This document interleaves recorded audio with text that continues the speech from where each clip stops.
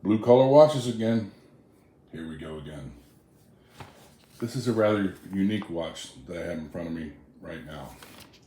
This is a Vostok. This is the Vostok Amphibian, reference number 710282.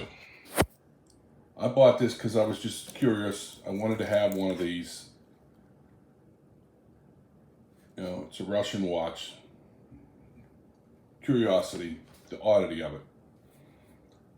Would I recommend one of these watches?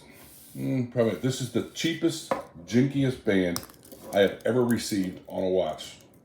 And keep in mind, I bought a $16 FN jean off of AliExpress just to see what a $16 watch off of AliExpress would look like. This thing is so cheap and jinky.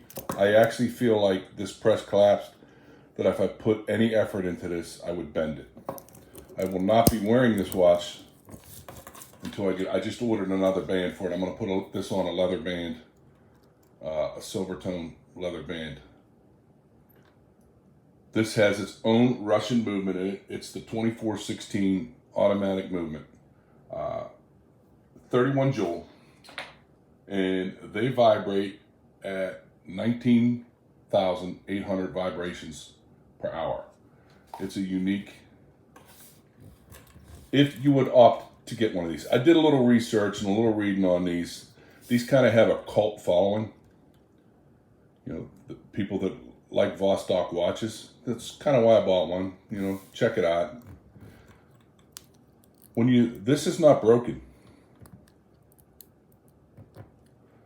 All the other watches that have a screw-down crown, they screw in male. You know, it actually, the threads are on the other side on this one. This is a female crown, and it's not broken. That's the way they're supposed to be. These have a clutch in them. It's kind of weird to wind this. It's actually aggravating to wind this. You have to get it. You got to find that sweet spot to wind this, and I think maybe I've gotten 5 turns into it to where it's actually winding.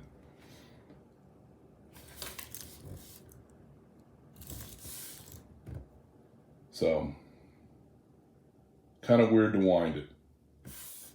Setting it, there is no position that I have found to where I can adjust that date wheel. So you're winding that sucker all the way around trying to get the date.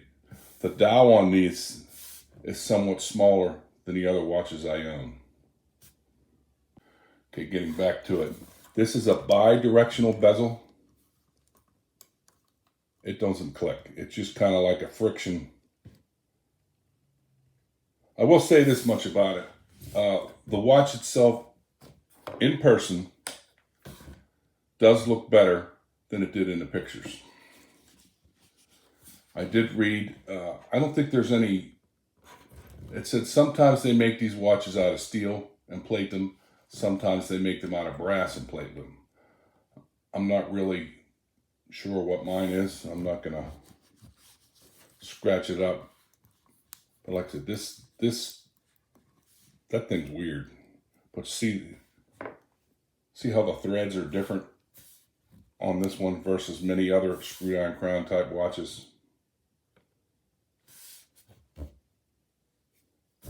This is supposed to be a legitimate 200-meter diver.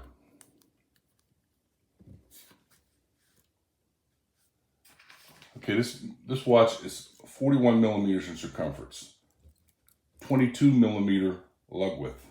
I measured it with my calipers at 15 millimeters thick. It actually doesn't feel that thick. I guess it's probably because of the crystal, the way the crystal was domed. It's plastic. It's acrylic. In reading on these, the more depth that this watch gets, the more watertight it's supposed to be. It's designed so that the pressure of the water actually seals the watch better. Would I buy another one? So they make a mechanical hand wind one versus this automatic too. I was thinking, well, let me get one and then I'll decide whether or not I like it enough to buy another one. I don't think I'll buy another one. It's a pain in the butt to wind this. You got to find this sweet spot when you pop this crown out. Like I said, it has a clutch in it that they call. And a lot of people, when they buy these, they think it's broke because of the way this is. You got to find that sweet spot to hand wind this thing. And I find that quite annoying. You know, I guess if I want to wear this watch, I'll probably throw it on my watch winder and treat it like a Seiko 5. Another thing that I find interesting about this watch, at 19.8, that watch kind of runs pretty good. It's almost like it's sweeping. Almost like a high beat watch. Not quite, but this face does have lume. Lume on the hands. Lume pips. You know, they're all painted on. Everything's painted on there. Date window. It's a okay watch. I mean, it's cool for the oddity of it to add it to my collection, but I bought this off of Amazon. You can get these on eBay for about $70.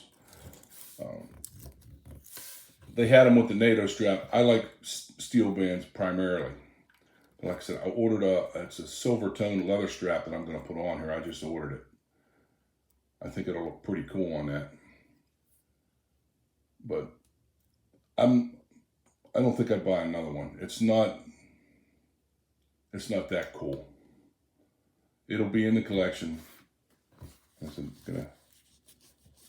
And I'll wear it from time to time. Oh, and these Amphibians, when I was on Amazon's website, I went through 7 pages of these. They're basically all the same body, you know, same internals, same with the crown. A lot of them they just had different faces, different hands. But like I said, these have a cult following, and these people love these watches. The people that buy these Vostok watches, they love them. And I did read that this is a legit 200-meter diver. You know, supposedly Russian divers wear these watches. If you're going to go that deep, why would you wear a watch? I'd have a dive computer on my wrist. I'm not trusting no watch, especially at that depth. But I mean, if you want something different in your collection, I could see going for one of these. I won't wear this until I change this band, because this is the cheapest band I've ever seen in my life. And I really feel like I could break this thing. That is the jinkiest, cheapest band. And this is, I probably could bend it. But when I get the new band, I'll put it on there. I don't read Russian, so I have no idea what that says. But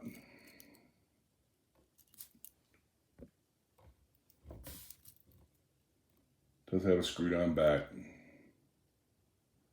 Has a unique movement. The one thing that surprised me is I was researching this movement. I'm looking up this movement. Just the movement in this watch, they're selling for $40 to $60 online. So, but anyway, that's the newest addition to the collection. Unique, something different. But I don't think I'll buy another one. Okay, blue collar watches.